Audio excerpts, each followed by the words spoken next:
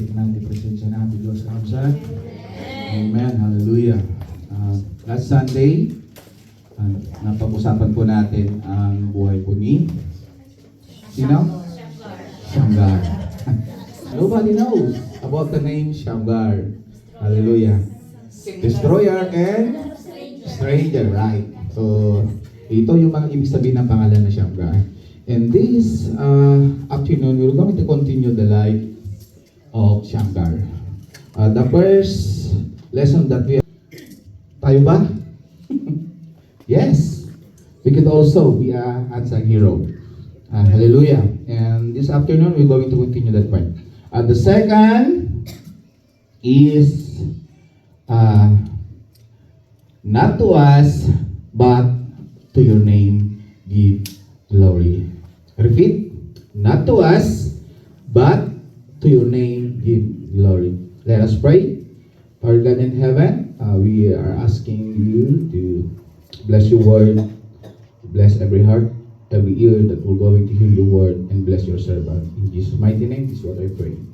Amen and amen. Number two, not to us, but to your name give glory. If I am Shamgar, how would I feel? How about my name? What about my legacy? What about my glory? Cause I saved Israel too. Kung ikaw si Shamgar, tatanungin mo, Panginoon, bakit ako Panginoon? Wala ako sa pangalan ng mga heroes of faith. Bakit sila lang?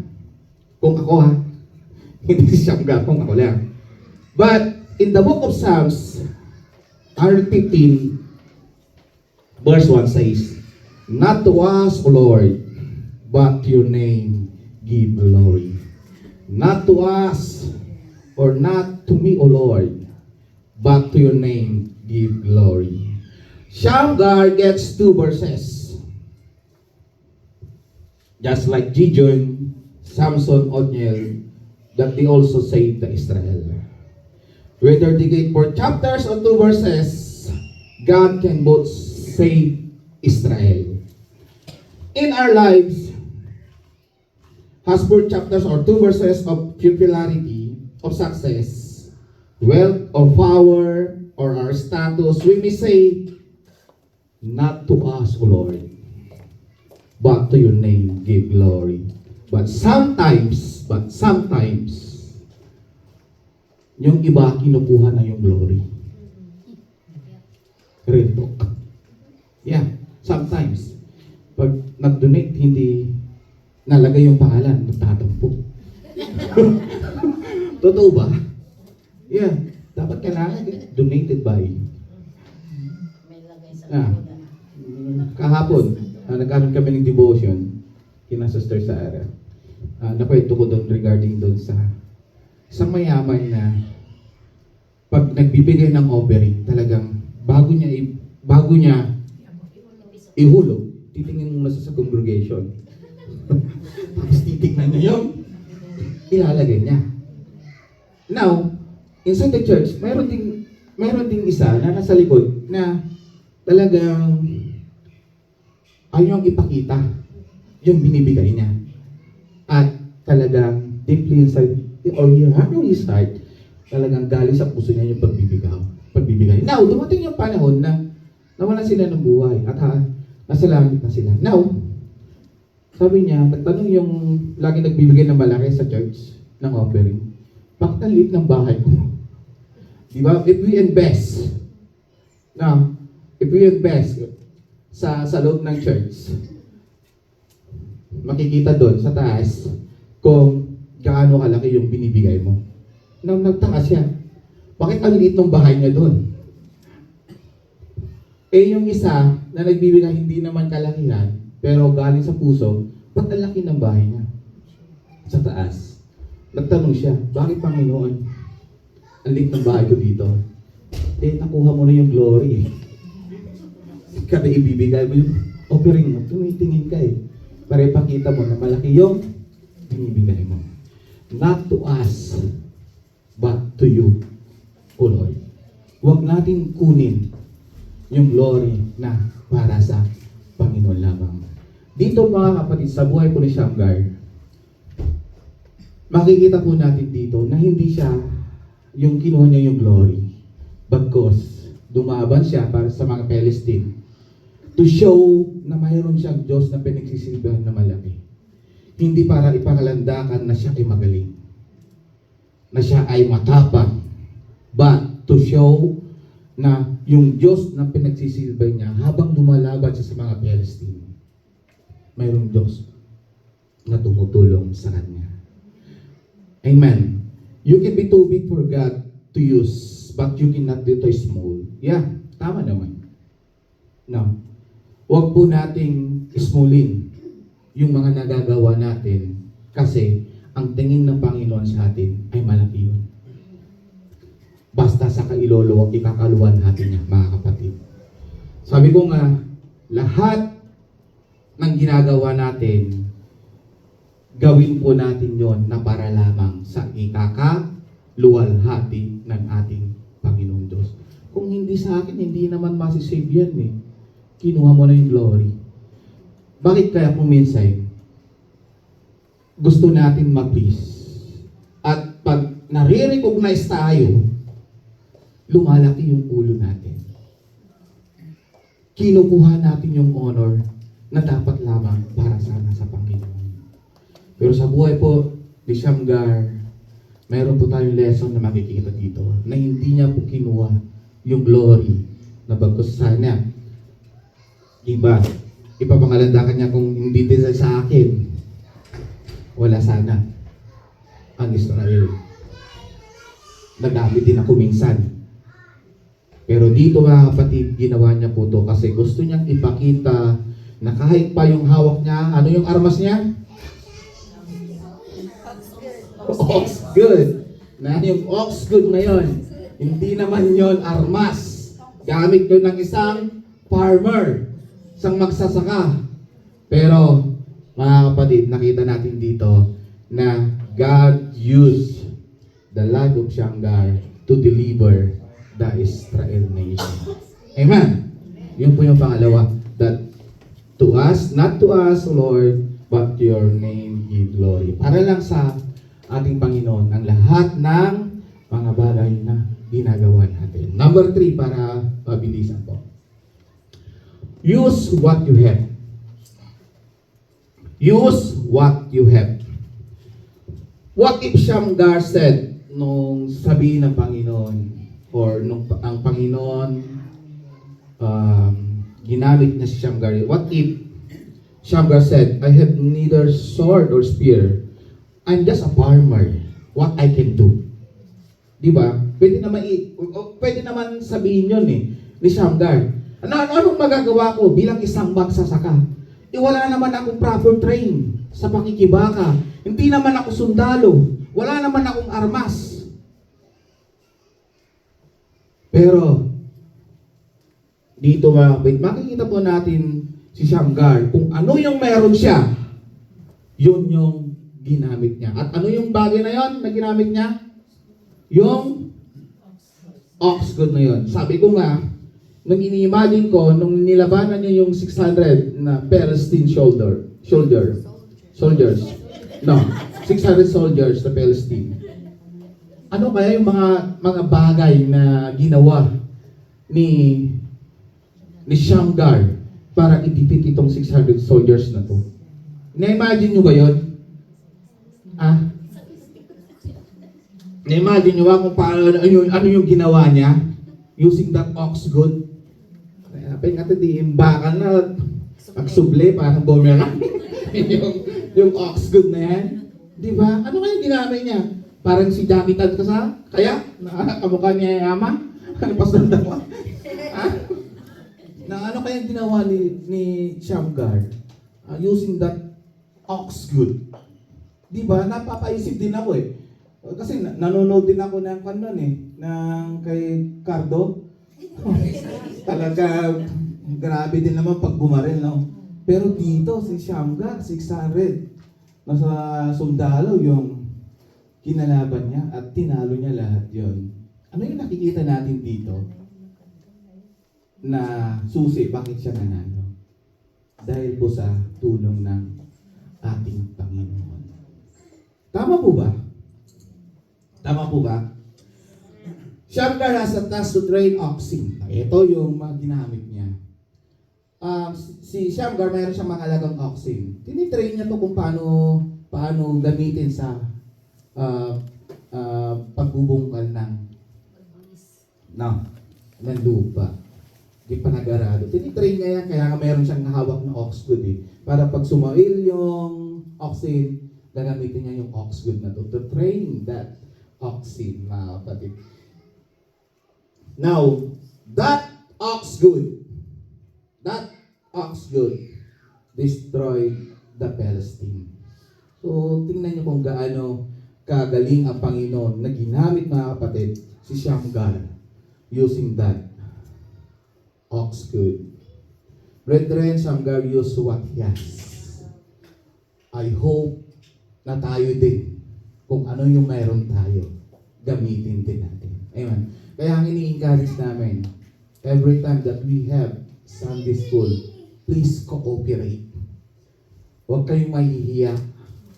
Kasi kung ano yung bit-bit nyo na pwede namin matutunan sa inyo, magagamit din namin. Habang sinishare din namin kung ano yung bit-bit namin na pwede nyo pag-aralan. Mga kapatid, tulong-tulong po tayo. Di ba? Tulong-tulong po tayo para sa lago po ng church po natin. I use my sumagmamano na English. Sumagmamano na English to proclaim the good news. When I'm still in the Philippines, way back home, nag-usap ko yung asawa ko, siguro hindi muna ako magpapagamit doon. Kasi mayroon pa yung takot na ano kaya yung gagamitin ko to stand behind that pulpit. Iilan lang naman yung alam ko English ako. But when I am making this sermon, napapaisip ako, yes, di ba? Kung hindi mo umpisan sa maliit, paano mo siya mapaparami? Amen. So I encourage everyone to please use what you have. Amen. Don't try to be somebody else. Don't worry if you don't have Samson's strength or if you don't have that Solomon's wisdom, mga kapatid. Maybe you just only need that oxgood, mga kapatid. You just only need that oxgood, mga kapatid, para gamitin ka ng Panginoon. When the Palestine came, most of the people of Israel flee. Umalis na sila. But there is one stand.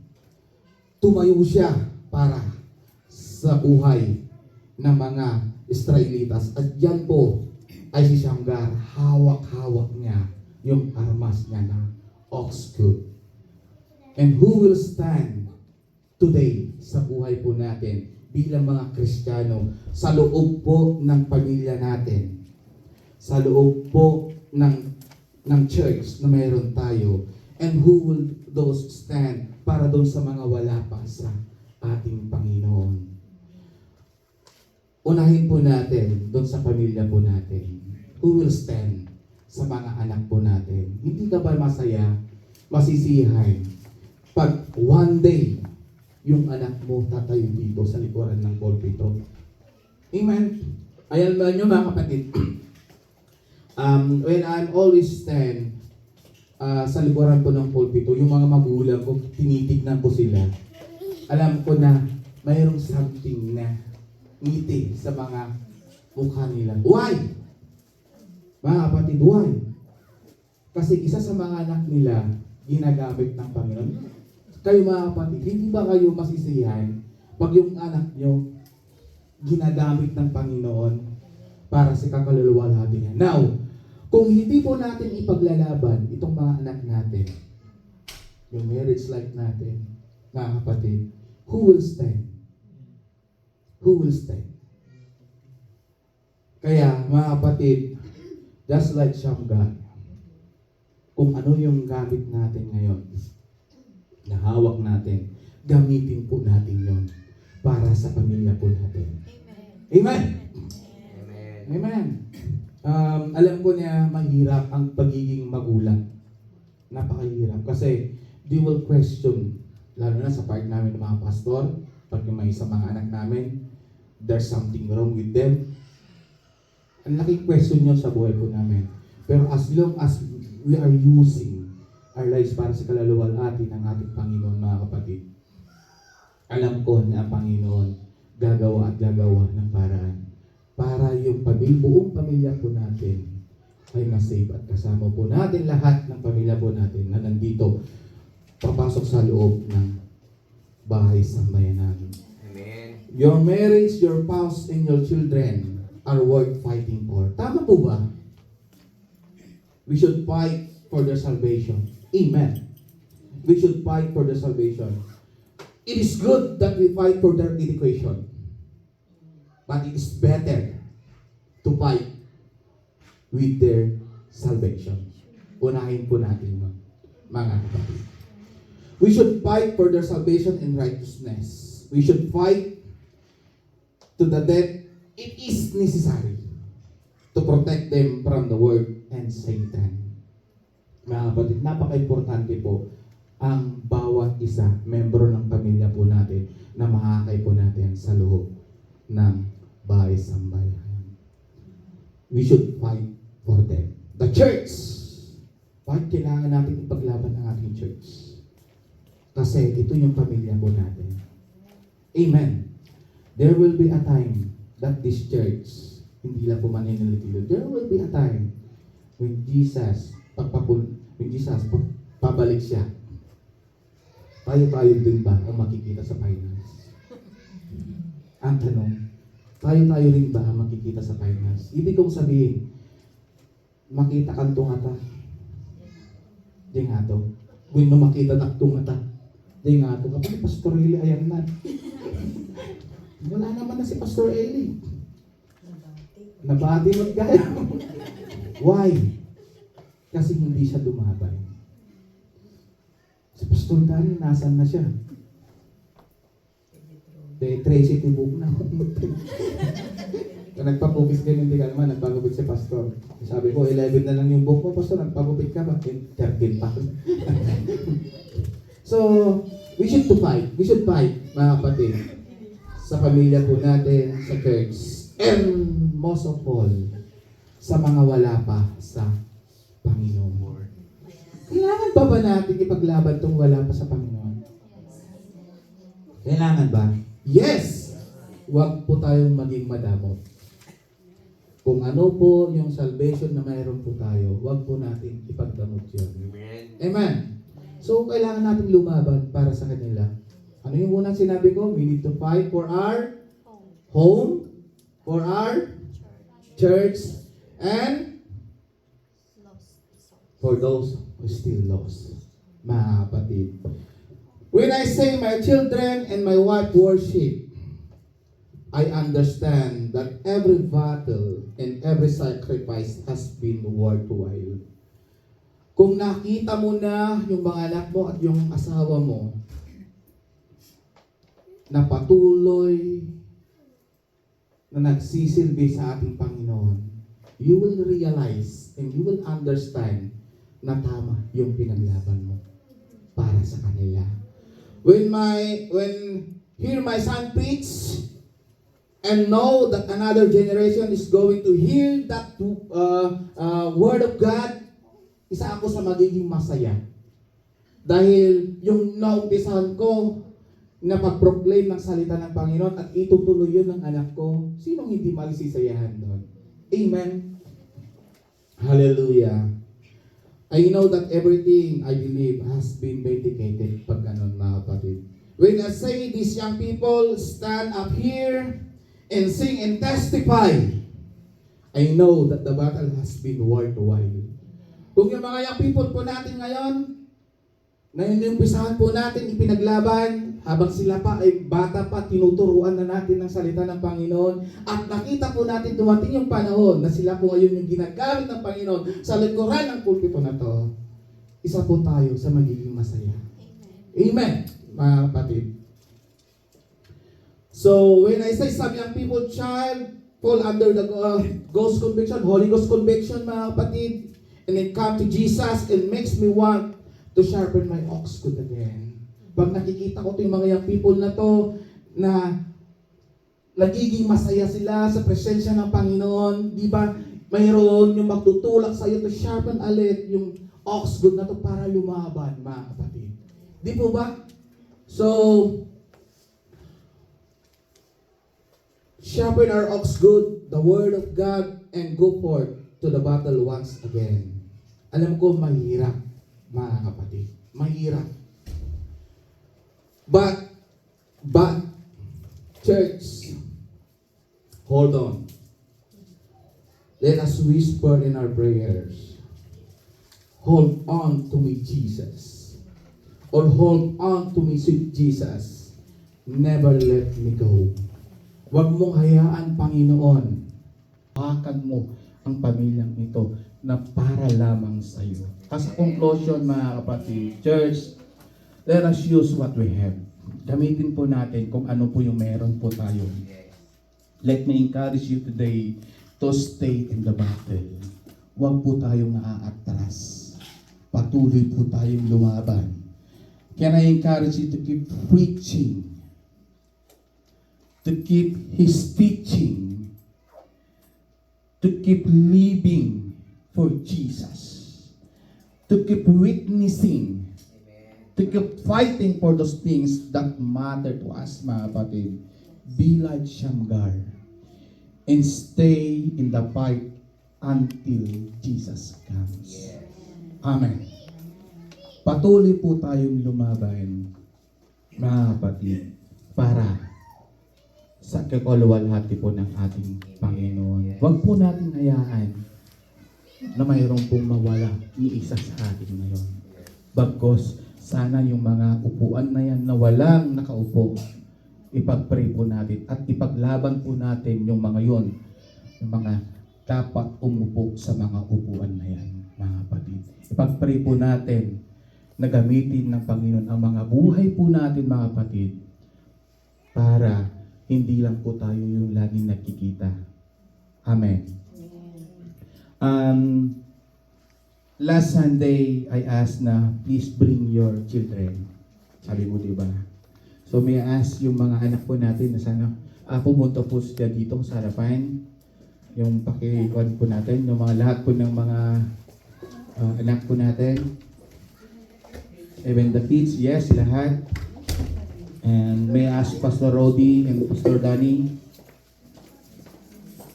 na pumunta po dito sa harapan. And let us declare na itong mga batang ito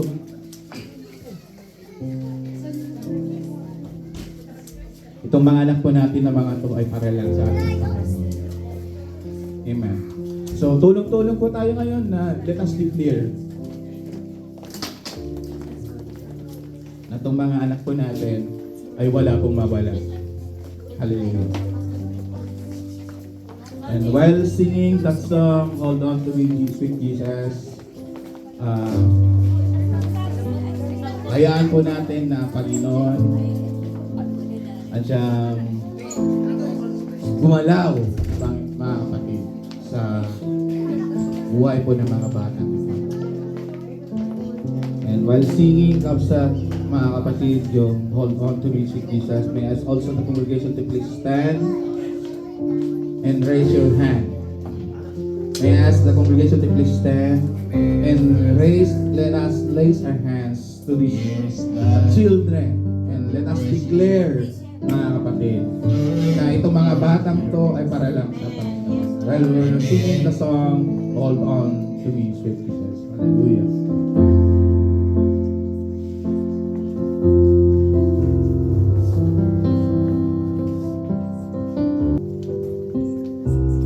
Hold on to me. Yes, Jesus. Hallelujah. Sweet Jesus.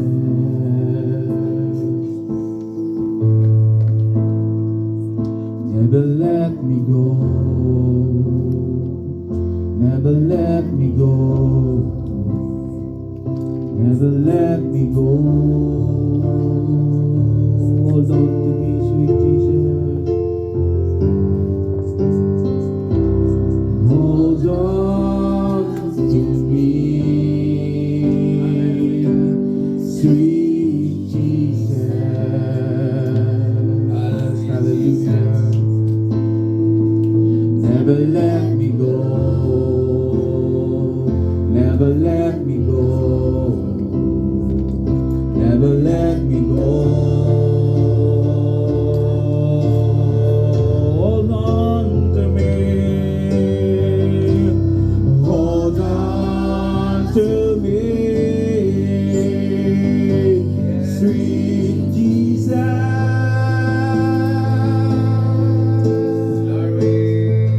Never let me go. Never let me go. Never let me go. For the last time, hold on to me, sweet Jesus.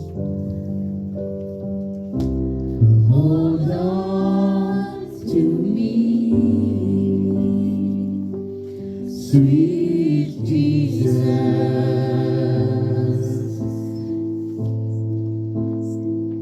Never let me go. Never let me go. Never let me go.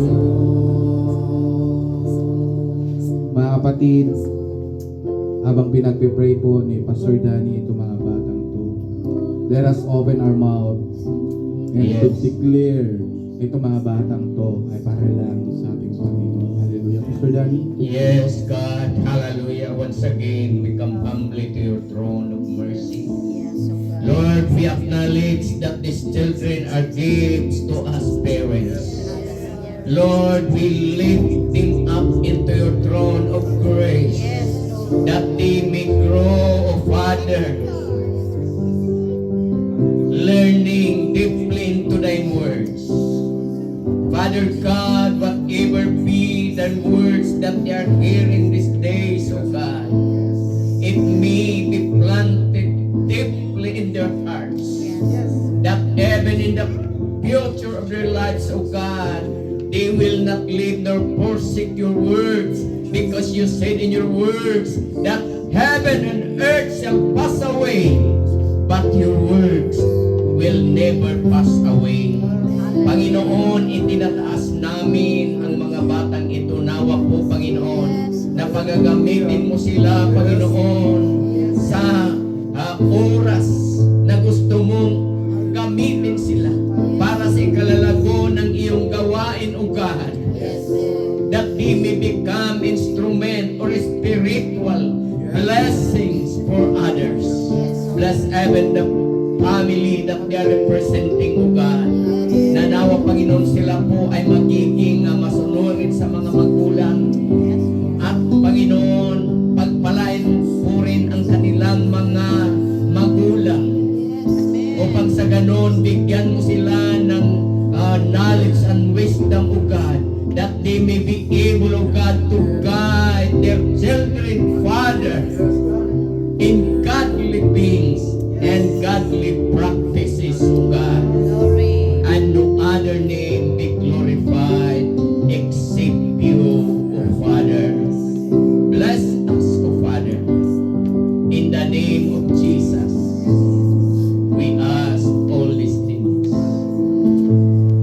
Amen. Hallelujah. Hallelujah. Kantahin pa nga natin minsan, mga kapatid, yung hold on to me, sweet Jesus. And after that, Pastor Rodi will close us in prayer. Hallelujah.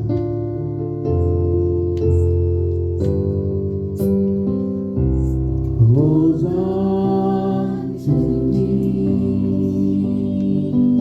sweet Jesus.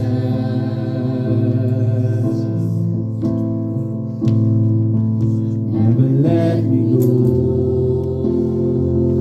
Never let me go. Never let me go. Pastor Rodi? Yes, Lord, we declare by your mercy and your grace. Thank you for your loving kindness to this church.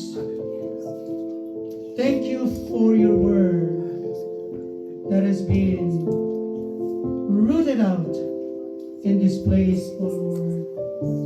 Bless each and every one that heareth your word. Lord, we thank you for your unending love to us as we continue, O Lord, to worship you, as we continue, Lord, to serve you. May the joy of our heart be our strength, O Lord. Give us enough courage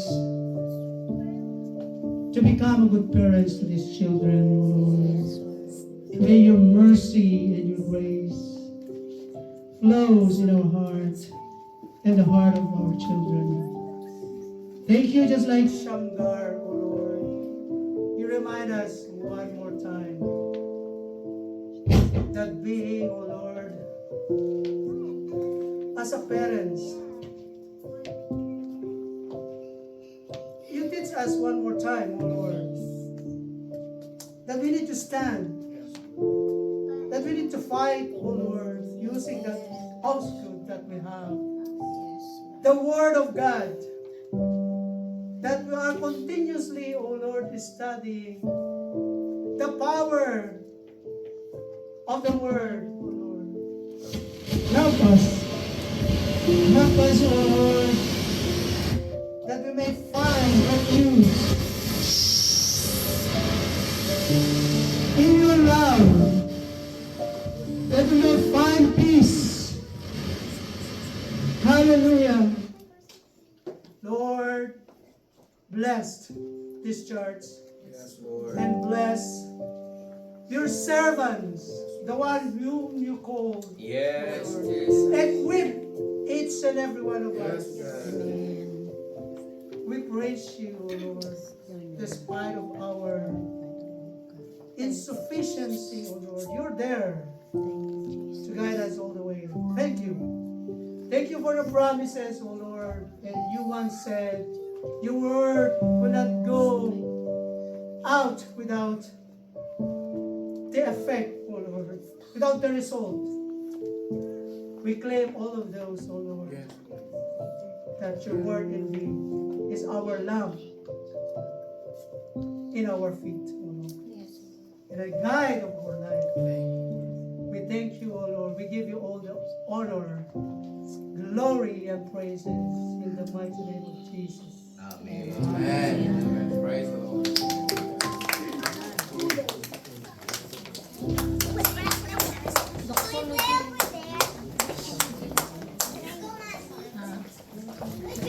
Okay, may I ask everybody to remain standing and let us sing the doxology.